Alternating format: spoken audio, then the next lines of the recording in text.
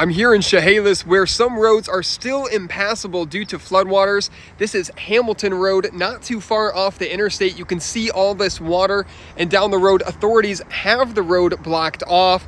I spoke with the owner of this house earlier who says it was like a white water rapids through here yesterday. He also says the lady in this house had to be rescued by boat. You can see her front yard practically a lake. The Newaukum River just behind those trees, breaching its banks, causing the flooding around here. And last night, more than a dozen people stayed in a Red Cross flood shelter. Those people returned to their homes this morning.